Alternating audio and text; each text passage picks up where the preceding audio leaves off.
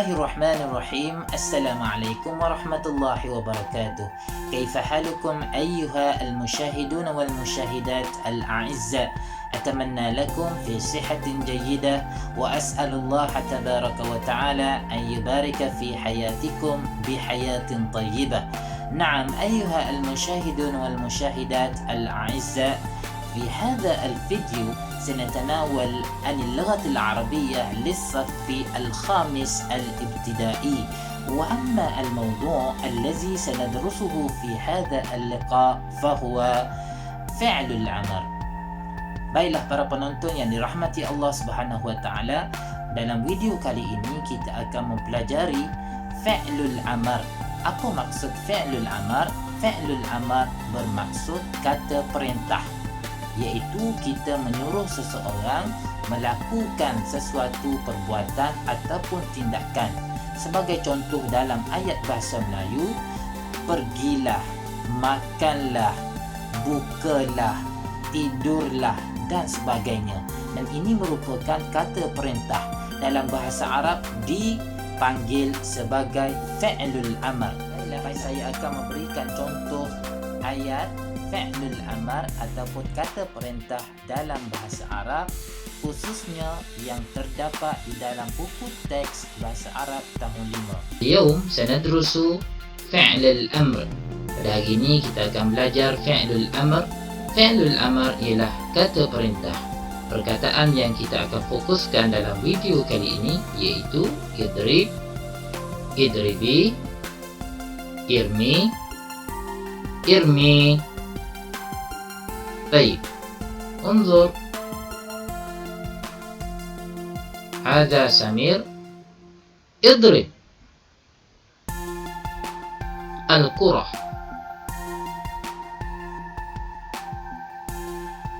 هذه نعيمة، اضربي الكرة. Baik, cuba perhatikan Samir dan Naimah. Samir ialah muzakkar, Naimah ialah muannas. Muzakkar ialah lelaki, muannas iaitu perempuan. Jadi perkataan idrib mestilah digunakan untuk yang muzakkar, idrib, dengan mematikan huruf ba di akhir kalimah idrib. Manakala idribi bagi yang muannas, kita hanya tambah huruf ya di akhir kalimah idrib tadi. Jadilah idribi.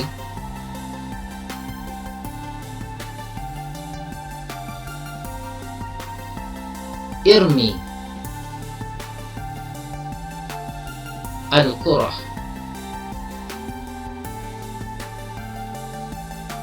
Irmi. Okey, irmi kita tambah huruf ya di akhir kalimah irmi. Ini menandakan muannas.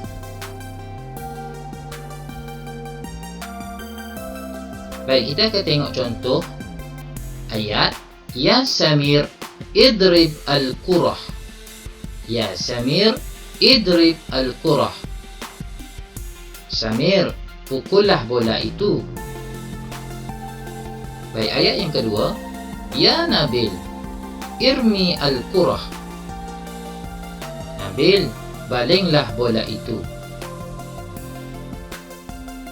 Ya Naimah, idribi al-kurah. Naimah, pukullah bola itu.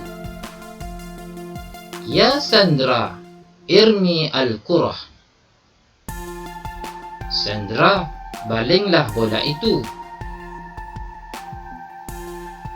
Baik, kita akan tengok contoh yang lain. Ya Wikyat, idrib al-kurata awalan. Wikyat, pukullah bola itu dahulu. Wa anti ya Suli, idribi al-kurata thaniyan. Dan kamu wahai Suli, pukullah bola itu kemudian. Nampak tak beza antara idrib dan idribi di sini? Idrib untuk muzakkar, idribi untuk muannas.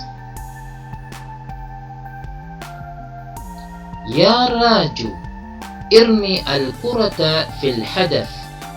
Raju, Balinglah bola itu ke dalam gol. Wa anti ya Na'imah irmi al-kurata fil hadaf. Dan kamu wahai Na'imah, balinglah bola itu ke dalam gol. Syukran jazilan ala musyahadatikum wa mutaba'atikum. Jadi begitulah pembelajaran bahasa Arab kita pada kali ini yang berkaitan dengan fi'lul amar ataupun kata perintah. Mudah-mudahan para penonton yang menonton video pada kali ini dapat mengingati dan dapat menghafal perkataan ataupun ayat yang berkaitan dengan fi'lul amar. Dan akhir kata, sila subscribe, komen dan like dalam video ini dan kita akan bertemu di lain episod. Wassalamualaikum warahmatullahi wabarakatuh.